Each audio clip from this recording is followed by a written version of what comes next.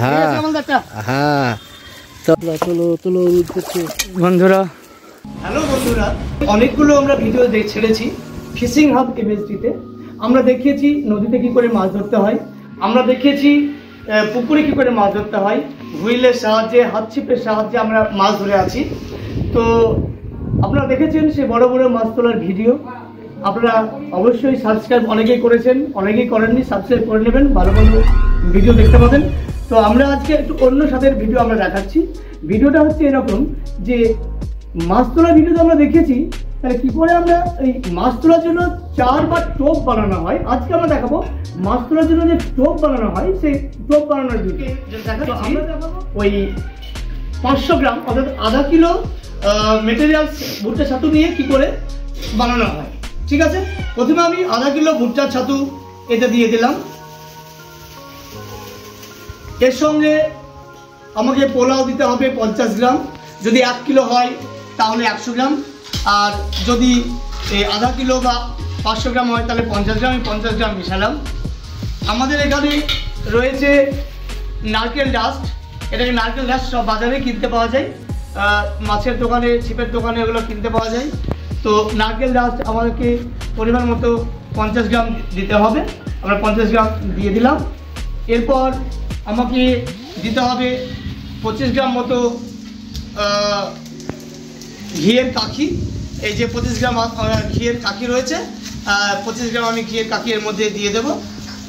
আমি দিয়ে দেব সুজি, এগুলো সুজি সচরাচর মুদিখানা দোকানে পাওয়া যায়, পরিমাণ মতো 100-150 গ্রাম আমরা সুজি দিয়ে দেব। এর সঙ্গে আমাদের যে ওই বচ, একাঙ্গি, মেথি, বুচকির যে একটা গুঁড়ো পাওয়া যায়, সেটা মোটামুটি 15 থেকে 20 গ্রাম মতো 500 গ্রামের ভুট্টা ছাতুতে দিলেই হবে। এর সঙ্গে তেলচার যেটা বলা হয়, তেলচার মোটামুটি 17 গ্রাম থেকে 15 গ্রাম, 15 গ্রাম থেকে 17 গ্রাম, 500 গ্রামের ওজনের মাপে দিতে হবে, এটা তেলচার বলা হয়। তেলচার এইভাবে দিয়ে দিতে হবে। এর সঙ্গে একটু ছোলার ছাতু না দিলেই নয়, ছোলার ছাতু খুব উপকারী কাতলা মাছ ধরার জন্য, বড় বড় মাছ ধরার ক্ষেত্রে ছোলার ছাতু। 500 গ্রাম যেহেতু আমি ভুট্টা ছাতু নিয়েছি, আমি ছোলার ছাতু মোটামুটি 100 গ্রাম মতো দিয়ে দেবো। এই যে ছোলার ছাতু আমি মেশাচ্ছি এখানে, ছোলার ছাতু দেওয়া হলো। এরপর আমি যেহেতু শীতে আমি মাছ ধরবো, এটা গরমের সময় যদি মাছ ধরা হয় তাহলে নারকেল তেল এবং সাদা তেল দুটো সম পরিমাণে দিতে হবে। যেহেতু এখন শীতের সময় মাছ ধরবো, নারকেল তেলের ফ্লেভারটা একটু বেশি ভালো দেয়, যেহেতু নারকেল তেলের ফ্লেভার বেশি দেয় সেজন্য আমি বেশি দেবো না, কারণ এখানে হচ্ছে শীতের সময়, শীতের সময় আমাদেরকে একটু কম নারকেল তেল দিতে হবে। তার কারণ হচ্ছে শীতের সময় পুকুরে পড়লে জমে যাবে, আর জমে গেলে ডাবটা ফাটবে না, না ফাটলে মাছ খাবে না। তো যাতে ফাটে সেই জন্য অল্প পরিমাণে আমি নারকেল তেলটা দিয়ে দেবো, আর বেশি পরিমাণে আমি সাদা তেলটা দিয়ে দেবো। তবে যদি এটা শীতের সময় না হতো তাহলে সাদা তেল এবং নারকেল তেল সম পরিমাণে আমাদের দিতে হতো। মোটামুটি দুটো মিলিয়ে 100 গ্রাম মতো তেল দিয়ে দিলেই হয়ে যাবে। তো আমি সেটা দিলাম। এরপর এটাকে ভালোভাবে আমি নাড়াচাড়া করব, এইভাবে আমি নাড়াচাড়া করতে থাকবো। আমি কি কি দিলাম বন্ধুরা মনে আছে তো? দিয়েছি ভুট্টার ছাতু, দিয়েছি নারকেল ডাস্ট, দিয়েছি পোলাও, দিয়েছি হালকা পরিমাণে নারকেলের তেল যেহেতু শীতের সময় ধরছি, দিয়েছি ফরচুন সাদা তেল, দিয়েছি ছোলার ছাতু, দিয়েছি ঘিয়ের কাঠি, দিয়েছি সুজি, দিয়ে এইভাবে আমি মেশাচ্ছি। এইভাবেই নাড়তে হবে, নাড়তে নাড়তে হলুদ ভাবটা চলে আসবে যেহেতু পোলাও দেওয়া ছিল। এর সঙ্গে আমি এবার সর্বশেষের প্রান্তে চলে এসেছি, সর্বশেষ প্রান্তে রসগোল্লা, যেহেতু 500 গ্রাম সেহেতু একটা রসগোল্লা দিলেই চলবে, আর 1 কেজি হলে দুটো অবশ্যই লাগতো। এর সঙ্গে আমি কিছুটা সেঁড়া যেটাকে বলা হয় রস, রসগোল্লার রস একটু হালকা পরিমাণ দিয়ে দেবো, বেশি দেবো না, চারটে হয়ে গেলে আবার ভালো হবে না। এটাকে ভালো করে নেড়ে নেব, একদম সুন্দরভাবে আমাদের রসগোল্লা মিশিয়ে দিয়েছি। এবার আমরা পরিমাণ মতো গাওয়া ঘি, আমরা ঘি মিশিয়ে দেব, ঘিটাকে ভালো করে একদম মিশিয়ে দেবো। আমরা শেষ প্রান্তে চলে এসেছি। এর মধ্যে যে আইটেমগুলো রয়েছে, মাছ শীত হোক বা গ্রীষ্মকাল হোক বা বর্ষাকাল হোক খেতে বাধ্য, দারুণ ফ্লেভারের একটা মাছের টোপ তৈরি হয়েছে, এটাকে আমরা ডাব বলে থাকি। এর সঙ্গে এবার আমরা দেব একটু পিওর মধু মেশালে ফ্লেভারটা খুব ভালো হয়। রুই মাছ, কাতলা মাছ খুব ভালোবাসে এই টোপটিকে, মৃগেল মাছ পর্যন্ত। এইভাবে মধুটাকে দিয়ে ভালো করে মাখিয়ে নিতে হবে। আমাদের টোপ রেডি, ডাব রেডি।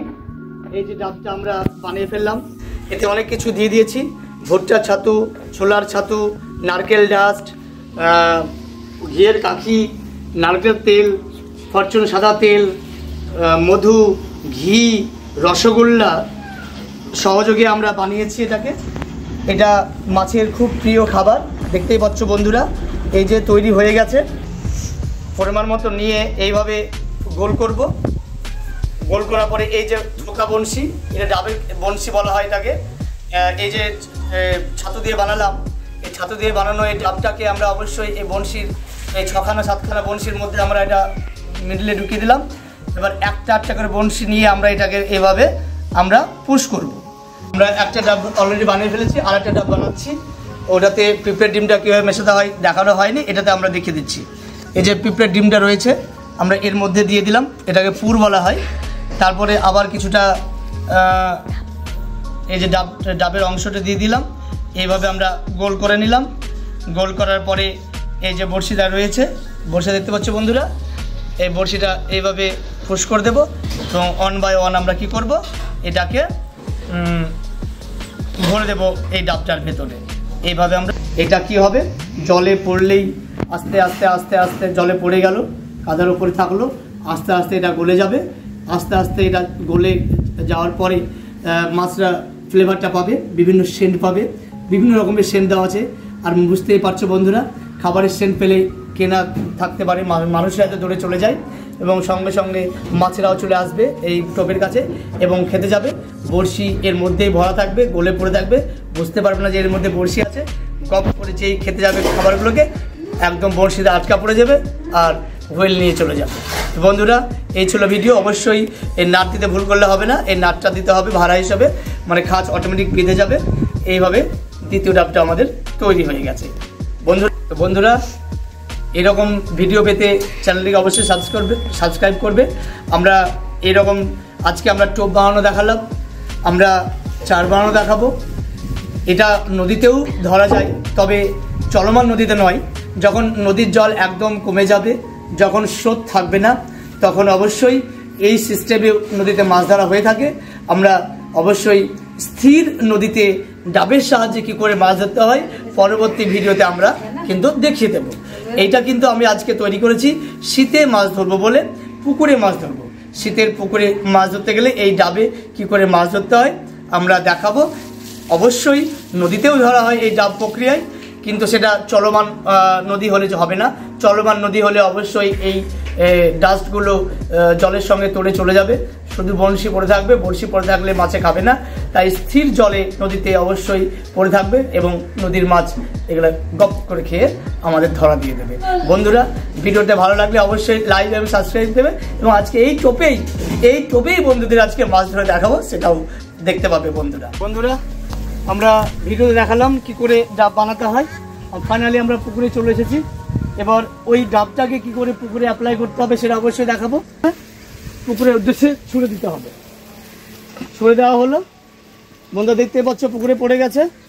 এবার আমরা এটাকে আস্তে করে এখানে রেখে দেব, আমাদের মাছে কখন টেনে নিয়ে যাবে সেই অপেক্ষায়।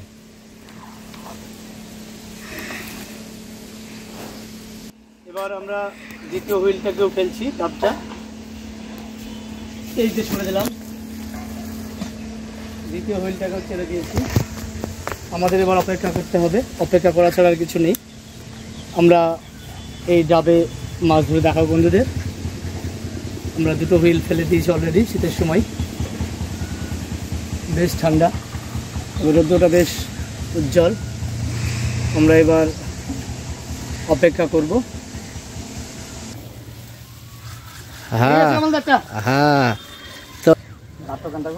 বন্ধুরা লেগে গেছে মাছটা, একদম লেগে গেছে। চলো কাতলা কাতলা, তোলো তোলো, রোদ করছে। বন্ধুরা বন্ধুরা লেগে গেছে মাছটি। ভাই তোমার এটা বেশি লুজ হয়ে গেছে, লুজ হয়ে গেছে কি রোতা? এত লুজ দিয়ে তোমার হয়ে যাবে।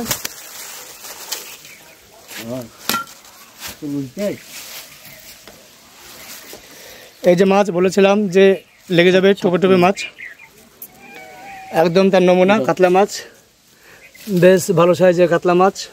বন্ধুরা দেখতেই পাচ্ছ, প্রথম টোপে একদম মাছ লেগে গেছে। একটা মাছ তুলে নিলাম, তারপরে ডাবটা আবার চালছি। বন্ধুরা দেখো, এই টোপে আবার মাছ উঠে আসবে। বন্ধুদের উদ্দেশ্যে বলছি, ইন্টারেস্টিং ভিডিও তোমরা দেখতে পাবে। আমরা চালছি আবার সে পুকুরের উদ্দেশ্যে। মাছটা তুললাম, দেখিয়েছি, এবার আবার তুলছি।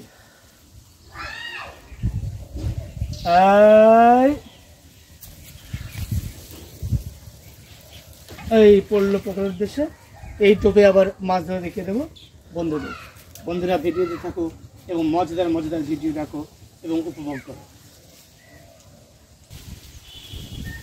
একটা মৃগেল মাছ, মৃগেল মাছ একটা। ঢাকনাটা মারো কামালদা।